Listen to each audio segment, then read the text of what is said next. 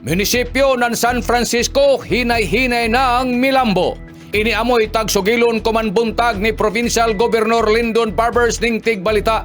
Laong ni Governor Barbers niadtong Agosto 7 ning tuig 2026 sa diyang ija nasaksihan ang isa ka programa didto sa lungsod ng San Francisco na pag-unveil ng Surigao del Norte Coconut Oil Facility na amo ang tagnayan na Coconut Cooking Oil Processing Facility. Laong ni Governor Barbers, isa ini kadako na kalampusan sa ato coconut industry sa ato probinsya ng Surigao del Norte na nagdaya ng bag-o na paglaom oportunidad sa nandugang na value para sa ato mga coconut farmers nan sa tibuok probinsya. Nakita sab sa gobernador sa kuman na panahon ang lungsod ng San Francisco hinay-hinay na nga mibangon, milambo tungod ini sa pagtinabangay suporta sa katawan sa amo na lungsod gumikan sa pagpaningkamot sa mga opisyal ng munisipyo. Sana nakita sab ni Governor Barbers ang mga opisyal gikan ni Mayor Val Pinat, Vice Mayor Malo Pinat ngadto na sa mga sakop ng sangguniang bayan na sincero sila sa ilang trabaho. Laong pa ni Governor Barbers ang kalambuan pag-asenso sa isa ka komunidad o lungsod nagdepende ra jaon sa diskarte sa isa ka lider. Basta ang importante mag-ampo, mag-amping para moabante ang probinsya ng Surigao del Norte.